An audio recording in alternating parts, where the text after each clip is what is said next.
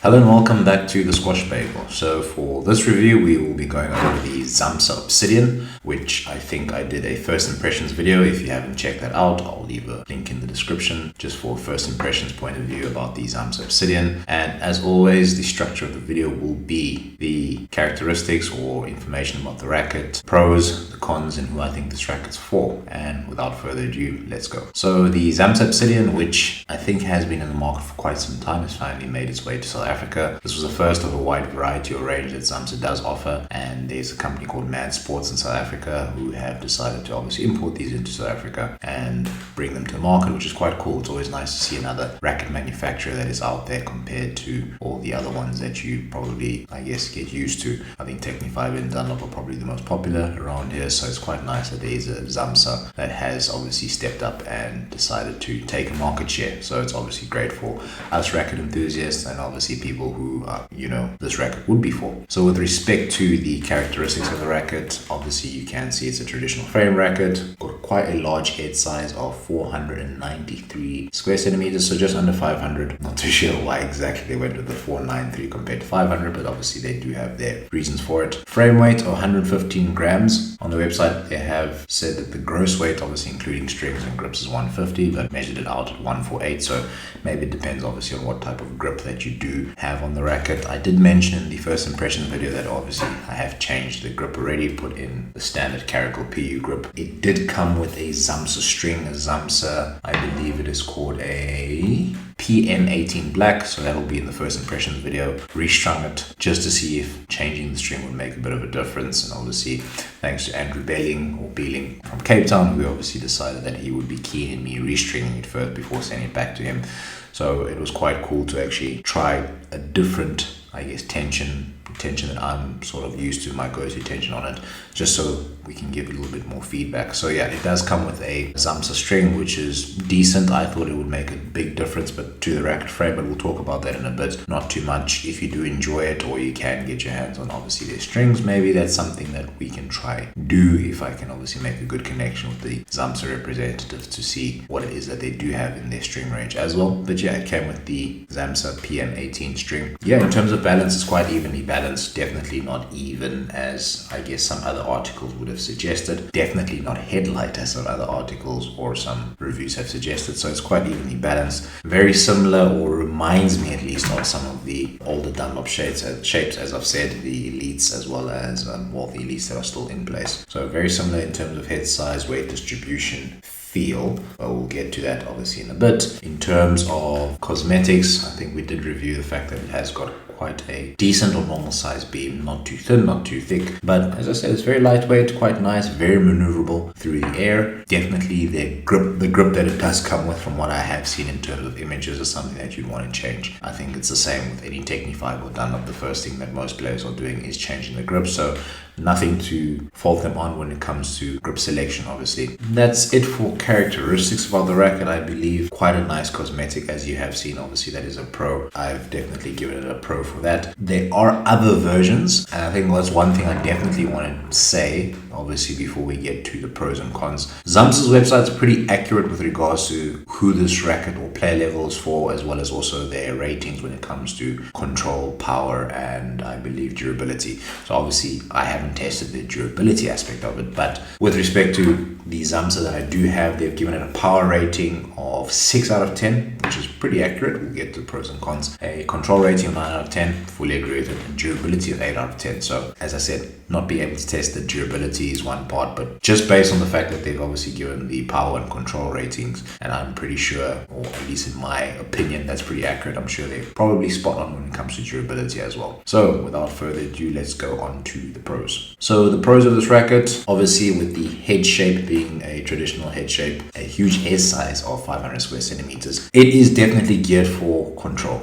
That's one part I'll definitely give a shout out to Xamsa for. They've delivered on that aspect in terms of the engineering, the design, the feel that you get with the factory string, as well as with me restringing this to, or with the Technifiber 1.2 at 25 pounds. Control definitely did not suffer. I was quite happy with that part of the racket. And that's where it really shines, as I said, in terms of their ratings. They've given it a 9 out of 10, and that has been pretty accurate. I think the previous Dunlops that I have used before, I think it is the Pro Lite as well as the Diego Elias, I think they also give it around a 9 out of 10 rating. Obviously on Dunlop's website, it's not, obviously, I'm not throwing shade at Dunlop per se, but yeah, when you compare this to that racket, I think this is a true 9 out of 10, possibly even 10 out of 10.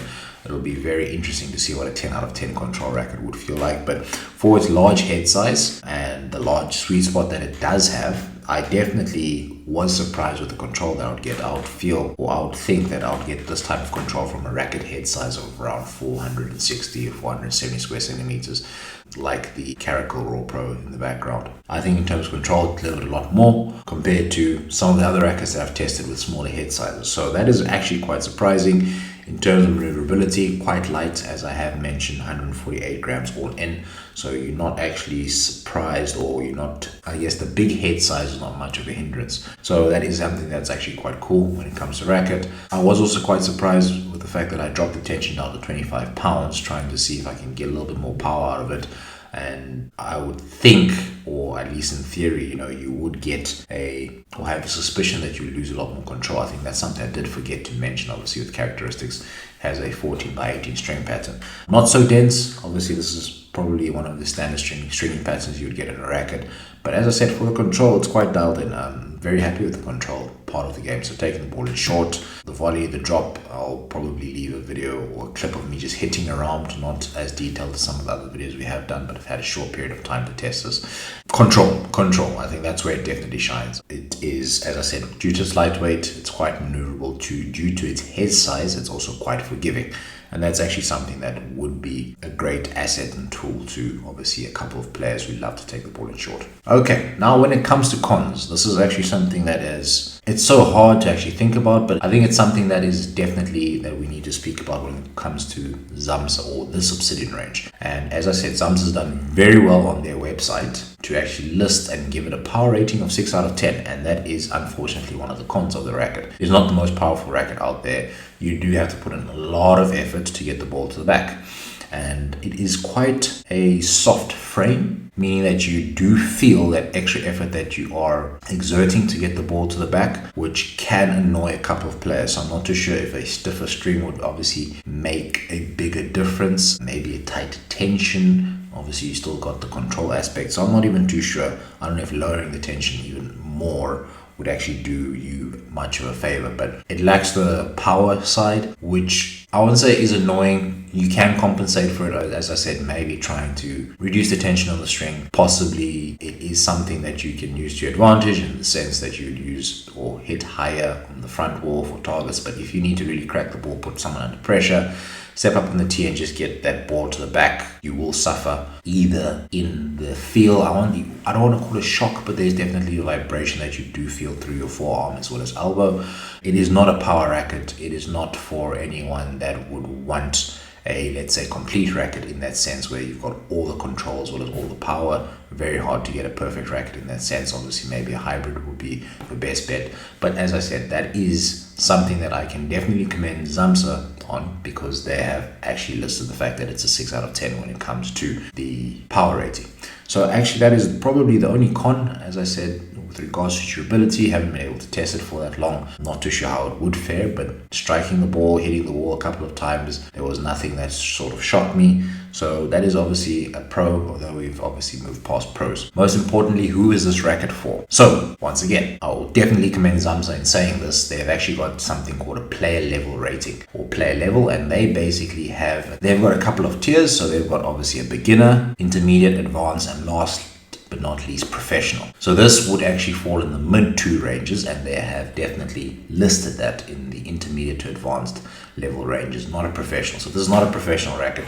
They themselves on their website are saying this is not for professional players, and I can definitely agree with that, just because of, not to say that power is the only measure or the only thing that you do need, but it is something that if you are looking for a little bit of power, let's say like the Dunlop Elites or something like that, without sacrificing control, this won't be the racket for you because it just lacked a little bit. So with the factory string as well as the Technifiber string, it just lacked when it came to that. And I think that's where, even if you look at price range and stuff like that, it's not catered, or I guess tailored for professional players. It's not their top of the range racket. Actually, they do have a racket or two in the same sort of shape, which is more geared towards the professional players. There is a Xamsa Obsidian Incognito. So a little bit different in terms of the cosmetics. It's still black, but I think they've got obviously more of the carbon look to it. And with respect to frame weight, it comes in a little bit lighter. So it comes in at 105 grams in frame weight, and overall gross weight is 140 grams. So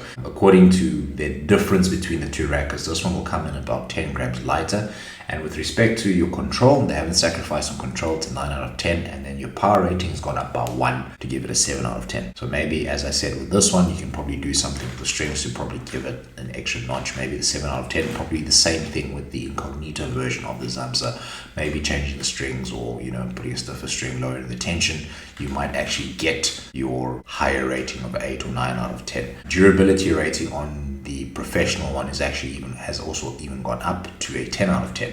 So that's actually quite interesting, the fact that they've actually decided that it's more durable in the professional grade racket. Same string pattern, same shape, same head size, exactly the same head size, and that's their professional range. So this Xamsa Obsidian that we do have here is geared towards your intermediate players, and that's who it's for. If you're an intermediate player, if you are a player that I guess would love to develop your control side or touch game, I think that could also be another thing. Not to say that a professional player cannot play with this racket, but I think they'll definitely enjoy the Incognito version more.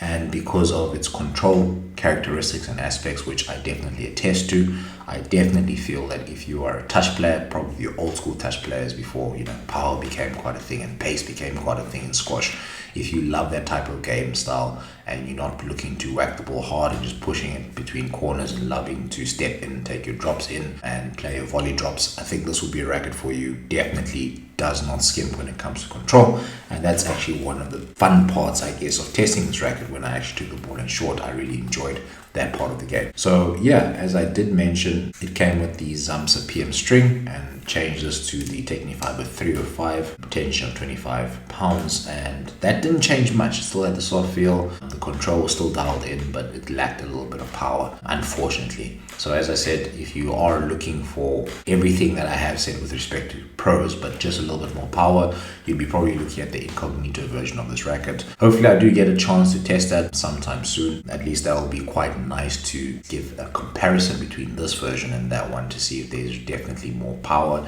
and there's no loss for control. Although I do like the look of this one from what I've seen online in terms of images of the Incognito version, I'll probably like that one a lot more because it has more of that exposed carbon finish. It's not a bad thing, at the end of the day, we would like to only review the professional and the top of the range rackets, but I had no idea that the Xamsa Obsidian was obviously a mid-range racket, and once again, as I said, their website rings true with regards to information about it. So I'm quite happy with the fact that I'm not taken for a ride, in the sense that I'll think that I was supposed to get a professional looking racket or professional racket when they've actually listed that it's only for advanced or intermediate players. But yeah, that's that on the Xamsa Obsidian, just the normal Xamsa Obsidian, not the Incognito version, or I think there's even another version, Exposed. There's a Xamsa Obsidian Incognito Exposed, which is even lighter than that. We're talking about a gross weight of 135 grams. Wow. Still got a 14 by 18 stringing pattern there. Your power rating has actually even gone even further down. They say it's a professional player's racket, but your power rating is sitting at a 5 out of 10 according to the website.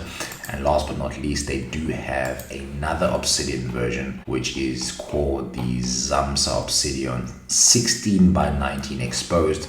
So you've got a dense stringing pattern of 16 by 19. Control rating has stayed the same at 9 out of 10. Power rating stays at 6. But this one as well has started to move towards more of the advanced and professional players. It's only the Obsidian Incognito that has been sort of labeled as the strictly professional players racket. I lie. It's the Obsidian Incognito Exposed that has been strictly listed as a professional players racket. So a bit of a confusion a little bit there, but I think they do have a lot more rackets in their range. It'll be quite nice, and I think that's where they obviously hoping to step in, obviously the mid-range racket, the mid-entry level, mid to entry level rackets, giving you something nice without, skimping on the looks. Sometimes obviously our popular manufacturers with their entry level rackets, the rackets don't look, I guess, the best. So these guys are still delivering good looking rackets with mid-level performance, and I think they're happy in that market per se. And then if you are looking for more professional racket, they do have that range. So hopefully get my hands on some of the more professional rackets so I can give you a little bit more feedback on that, and hopefully give an alternative to some of the other players in the market. But without further ado, I'll let you go off and stay tuned for another review coming up soon. Cheers.